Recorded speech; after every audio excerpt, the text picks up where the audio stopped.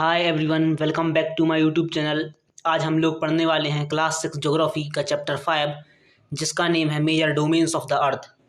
हम चैप्टर 1 से लेके 4 तक अपनी प्रीवियस वीडियोस में कवर कर चुके हैं। अगर आप देखना चाहें तो हमारी यूट्यूब की ज्योग्राफी प्लेलिस्ट में जाकर वह वीडियो देख सकते हैं। आइए स्टार्ट करते हैं अपना चैप्टर। हमने अपने फर्स्ट चैप्टर में अपने अर्थ के बारे में पढ़ा है कि जो हमारा अर्थ प्लैनेट है, सिर्फ वहीं ऐसे फैक्टर्स हैं जो लाइफ को सपोर्ट करते हैं। बाकी सभी प्लैनेट्स में कोई भी लाइफ एग्जिस्टेंस नहीं करती है। Human beings can live here because life sustaining element of land, water, air present on the earth. और हमारे अर्थ पर लाइफ सस्टेन करती है इन एलिमेंट्स की वजह से, जो कि है लैंड, ज़मीन है हमारी अर्थ पर, वाटर पानी है, एयर हवा है।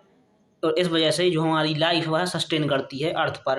The surface of the earth is a complex zone in which 3 main component of the environment meet, overlap and interact. और जो हमारी सरफेस है अर्थ की, वो बहुत ही कॉम्प्लेक्स जोन है जिसमें 3 तरह के कंपोनेंट एनवायरनमेंट में मिलते हैं, ओवरलैप और इंटरैक्ट होते हैं। जो सॉलिड पोर्शन है हमारे अर्थ का, जो ज़मीन है जिस पर हम रहते हैं, उसको हम लिथोस्फीयर कहते हैं। और जो गैसियस लेयर है, जो हमारा अर्थ जिससे सराउंड है, उसको हम एटमॉस्फेयर कहते हैं, वातावरण। Where oxygen, nitrogen, carbon dioxide, other gases are found, जहाँ पर हमें ऑक्सीजन, नाइट्रोजन, कार्बन डाइऑक्साइड और बहुत सी अदर गैसेज मिलती हैं। और तीसरा जो कि है water covers a very big area of the earth surface, this area is called hydrosphere. और जो जितना भी पानी है हमारी अर्थ पर, जितनी भी समुद्र हैं, नदियाँ हैं, वो सब हाइड्रोस्फीयर में आती हैं। The hydrosphere comprise water in all form, ice, water और वाटर वेपर। और जो हाइड्रोस्फीयर होता है वो वाटर हर फॉर्म में कंप्राइज करता है, जैसे कि बर्फ में, पानी में और भाप में। The biosphere is the narrow zone where you find land, water, air together which contain all forms of life.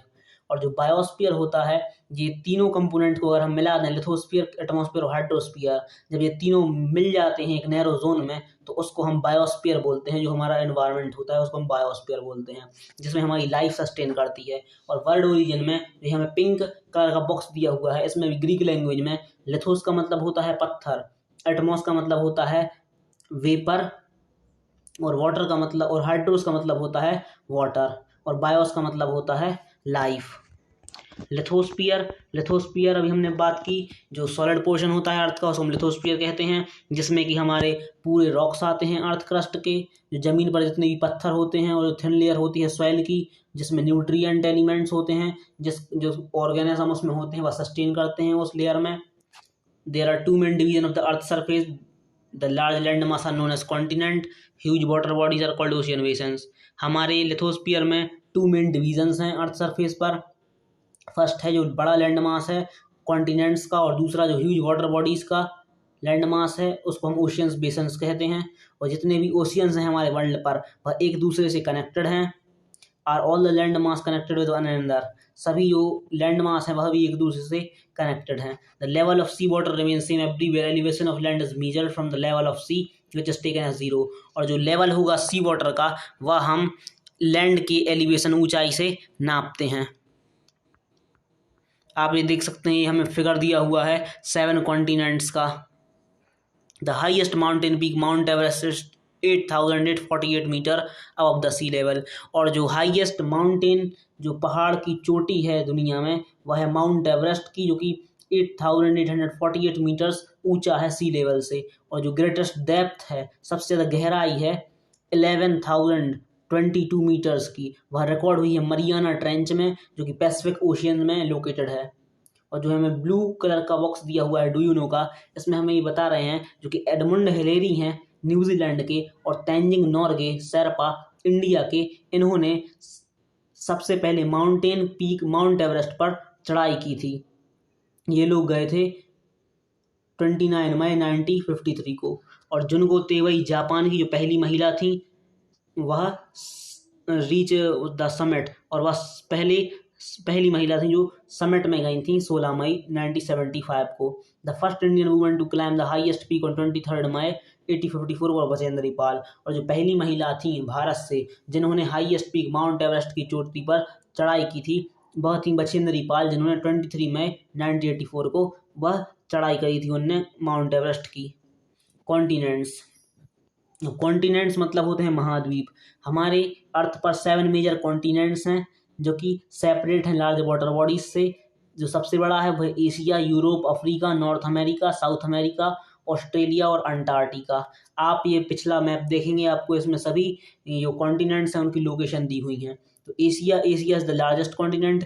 Asia सबसे बड़ा कॉन्टिनेंट है 7 कॉन्टिनेंट्स में से। ये 1/3 of total land area cover करता है अर्थ का। ये कॉन्टिनेंट ईस्टर्न हेमिस्फीयर में आता है और जो ट्रॉपिक ऑफ कैंसर इस कॉन्टिनेंट से पास होती है। Asia separated from Europe by the Ural mountain on the west. और जो एशिया है वह यूरोप से सेपरेट होता है यूराल्स माउंटेन के थ्रू। और अगर हम एशिया और यूरोप और एशिया को साथ में मिला दें, कंबाइंड लैंड मास कर दें, तो हम उसको यूरेशिया कहते हैं combined. Europe is much smaller than Asia. अब यूरोप एशिया से बहुत छोटा है। यह कॉन्टिनेंट वेस्ट में लोकेटेड है एशिया के। Arctic circle passes through it, और आर्कटिक सर्कल इससे पास होता है। ये पूरी बाउंड है वाटर बॉडी से, 3 साइड से ढका हुआ है। अफ्रीका सेकंड लार्जेस्ट कॉन्टिनेंट है एशिया के बाद। इक्वेटर 0 डिग्री लैटिट्यूड, अफ्रीका से इक्वेटर, ट्रॉपिक ऑफ कैंसर और ट्रॉपिक ऑफ कैप्रिकॉर्न, ये तीनों जो इमेजिनरी लाइन है वह पास होती हैं अफ्रीका से। और अफ्रीका का लार्ज पार्ट नॉर्थन हेमिस्फीयर में आता है। सहारा डेजर्ट जो कि दुनिया का सबसे बड़ा रेगिस्तान है, गर्म हॉट डेजर्ट है, वह भी अफ्रीका में है। और जो दुनिया की सबसे लंबी नदी है, वर्ल्ड लॉन्गेस्ट रिवर नील, वह भी अफ्रीका से फ्लो होती है। और अफ्रीका में ये इम्पोर्टेंट पॉइंट है इसमें कि अफ्रीका से इक्वेटर, ट्रॉपिक ऑफ कैंसर और ट्रॉपिक ऑफ कैप्रिकॉर्न तीनों इमेजिनरी लाइन पास होती हैं। North America is the 3rd largest continent. और जो नॉर्थ अमेरिका है वह 3rd लार्जेस्ट कॉन्टिनेंट है वर्ल्ड का, जो कि साउथ अमेरिका से जुड़ा हुआ है। वेरी नो स्ट्रिप, जो एक very low strip of land है, जिसको हम इस्थमस ऑफ पनामा भी कहते हैं। जैसे आप देख सकते हैं इस फिगर में, फिगर 5.2 में, जो नॉर्थ अमेरिका है वह साउथ अमेरिका से कनेक्टेड है एक नैरो स्ट्रिप से लैंड की, जिसको हम इस्थमस कहते हैं, और इसका नेम इस्थमस ऑफ पनामा है। The continent lies completely in the northern and western hemisphere. 3 oceans surround this continent. और जो ये नॉर्थ अमेरिका है ये नॉर्थर्न और वेस्टर्न हेमिस्फीयर के बीच में आता है, और ये तीनों तरफ से पानी से घिरा हुआ है, ओशियन से घिरा हुआ है। साउथ अमेरिका साउदर्न हेमिस्फीयर में आता है, विच 2 oceans सराउंडेड, जहाँ 2 oceans सराउंड किए हुए हैं साउथ अमेरिका को। एंडेस जो दुनिया का सबसे लॉन्गेस्ट लंबा पहाड़ है, लॉन्गेस्ट माउंटेन रेंज है एंडेस, वह साउथ अमेरिका पर लोकेटेड है। और जो वर्ल्ड लार्जेस्ट रिवर है, सबसे बड़ी नदी दुनिया की, अमेज़न, वह भी साउथ अमेरिका में ही लोकेटेड है। Australia is the smallest continent that lies entirely in southern hemisphere. Australia एक बहुत ही छोटा कॉन्टिनेंट है जो कि साउथर्न हेमिस्फीयर में लाई करता है, जो कि सराउंडेड है पूरी तरह से ओशियंस से और सीज से, इसलिए हम ऑस्ट्रेलिया को आइलैंड कॉन्टिनेंट भी कहते हैं। और आप फिगर 5.2 में देख सकते हैं जो इंडिया है हमारा, वह एक नैरो स्ट्रिप से श्रीलंका से कनेक्टेड है, जिसको हम स्ट्रेट बोलते हैं, और इसका नाम पाल्क स्ट्रेट है। Antarctica completely in the southern hemisphere. और जो एंटार्क्टिका है वह एक बहुत बड़ा कॉन्टिनेंट है जो कि कम्प्लीटली सदर्न हेमिस्फीयर में आता है। South pole lies almost at the centre of this continent. और जो साउथ पोल है वह इसके सेंटर में लोकेटेड है। At this located south polar region हम कहते हैं हम अंटार्कटिका को, क्योंकि परमानेंटली हमेशा बहुत बड़ी बड़ी आइस सीट से कवर होता है। यहाँ पे कोई भी परमानेंट ह्यूमन सेटलमेंट नहीं है। यहाँ बहुत सारे रिसर्च स्टेशंस हैं अंटार्कटिका में, जैसे भारत के भी 2 रिसर्च स्टेशंस हैं, मैत्री और दक्षिण गंगोत्री। तो हमारे 7 कॉन्टिनेंट्स हो गए, Asia, Europe, Africa, northern America, southern America, Antarctica और ऑस्ट्रेलिया। हाइड्रोस्फीयर वह पार्ट अर्थ का जिसमें पानी होता है, वह हाइड्रोस्फीयर होता है। तो अर्थ ब्लू प्लैनेट है। ब्लू प्लैनेट इसलिए है क्योंकि हमारी अर्थ पर 71% अर्थ हमारी पानी से कवर है और 29% लैंड से। हाइड्रोस्फीयर में हर तरह का पानी आता है, जो रनिंग वाटर ओशियंस का, नदियों का, झील का, बर्फ का, ग्लेशियर्स का, अंडरग्राउंड वाटर, जो भाप का पानी है एटमॉस्फेयर में, वो ये सब चीज़ें मिलकर हाइड्रोस्फीयर बनाती हैं। और more than 97% of earth water is found in oceans. और जो 97% है अर्थ का वाटर अर्थ का, वह पूरा ओशियन से मिलता है, लेकिन वो हमारे ह्यूमन यूज़ के लिए सही नहीं है क्योंकि वह बहुत ज़्यादा खारा होता है, टू सॉल्टी होता है। A large proportion of rest of water in the form of ice sheet और glacier under the ground and very small percentage available fresh water for human usage. और जो बहुत बड़ा लार्ज प्रोपोर्शन है, large percentage है पानी का, वह हमें ग्लेशियर्स में और आइस शीट्स में मिलता है, कुछ ग्राउंड वाटर में मिलता है और कुछ फ्रेश वाटर हमें लेक्स में मिलता है। और इसलिए हमारे जो पूरा अर्थ है उसमें 91% पानी है, इसलिए हम उसको ब्लू प्लैनेट कहते हैं। Oceans, oceans are major part of hydrosphere. अब ओशियंस बहुत बड़ा पार्ट है हाइड्रोस्फीयर का, जो कि सभी ओशियंस इंटरकनेक्टेड हैं एक दूसरे से। 3 चीफ मूवमेंट होते हैं ओशियन वाटर में, पहला वेव, टाइड्स और ओशियन करंट। और 5 मेजर ओशियंस हैं हमारे वर्ल्ड में। First Pacific ocean, Atlantic ocean, Indian ocean, southern ocean, Arctic ocean. Pacific ocean सबसे बड़ा ओशियन है, जो कि 1/3 पार्ट कवर करता है अर्थ का। और मरियाना ट्रेंच जो डीपेस्ट पार्ट है अर्थ का, वह इस पैसिफिक ओशियन में लोकेटेड है। और पैसिफिक ओशियन सर्कुलर शेप में है, गोलाकार में है। एशिया, ऑस्ट्रेलिया, नॉर्थ और साउथ अमेरिका सराउंडेड, और एशिया, अमेरिका, नॉर्थ अमेरिका और साउथ अमेरिका इसको सराउंड करते हैं। Atlantic ocean second largest ocean है वर्ल्ड का, जो कि एस शेप का है। इसके वेस्टर्न साइड में नॉर्थ और साउथ अमेरिका लोकेटेड हैं, और यूरोप और अफ्रीका ईस्टर्न साइड में। और जो कोस्ट लाइन है अटलांटिक ओशियन की, वो बहुत ही इंटेंडेड है, हाईली इंटेंडेड है। आप ये देख सकते हैं फिगर, बेलफास्ट डबलिन बना हुआ है इसमें, ये कोस्ट लाइन दी गई है जो बहुत ही इंटेंडेड है अटलांटिक ओशियन की। और जिस इर्रेगुलर और intended coast line provide ideal location, natural harbour और पोर्ट। और जिसकी इर्रेगुलर कोस्ट लाइन है, ये नेचुरल हार्बर और पोर्ट्स यहाँ बनाती है। From the point of view of commerce, व्यापार के लिए यहाँ पे बहुत सारे हार्बर और पोर्ट्स बने हुए हैं, जिस वजह से ये बहुत ही बिजी ओशियन माना जाता है। थर्ड है इंडियन ओशियन, जो कि एकमात्र ऐसा ओशियन है जिसका नाम किसी कंट्री, देश के नाम के ऊपर रखा गया है। और जो शेप है इस इंडियन ओशियन का, वह ट्रायंगुलर है। इनके नॉर्थ में एशिया लोकेटेड है, वेस्ट में अफ्रीका और ईस्ट में ऑस्ट्रेलिया। और फोर्थ है साउदर्न ओशियन, जो कि कॉन्टिनेंट अंटार्कटिका और नॉर्थवर्ड 60 डिग्री साउथ लैटिट्यूड पर है। और लास्ट है हमारा आर्कटिक ओशियन, जो कि आर्कटिक सर्कल पर लोकेटेड है नॉर्थ पोल में, जो कनेक्ट करता है पैसिफिक ओशियन को narrow stretch of shallow water known as Bering strait से। It's bound by northern coast of North America और यूरेशिया, जो कि बाउंड है नॉर्थर्न कोस्ट पर नॉर्थ अमेरिका और यूरेशिया से। अब हमने लिथोस्फीयर कवर कर लिया, हाइड्रोस्फीयर। अब हम आते हैं एटमॉस्फेयर पे। एटमॉस्फेयर हमारे अर्थ का वह पार्ट जो कि सराउंडेड है लेयर ऑफ गैसेस से। जितनी भी गैसेस हैं वह हमारी पूरी एटमॉस्फेयर में होती हैं। This thin blanket of an interior and important aspect of planet. और ये ब्लैंकेट एयर की बहुत ही इंपॉर्टेंट रोल प्ले करती है हमारे प्लैनेट पर। ये हमें हवा प्रोवाइड करती है हमारे सांस लेने के लिए। ये हमें प्रोटेक्ट करती है harmful effect of sun rays से। Atmosphere extend up to height of about 1600 kilometre. जो हमारा एटमॉस्फेयर है वह 1600 किलोमीटर ऊपर तक फैला हुआ है। और जो एटमॉस्फेयर है वह डिवाइडेड है 5 लेयर्स में, जो कि कंपोजिशन, टेम्परेचर और प्रॉपर्टीज के बेस्ड पर है।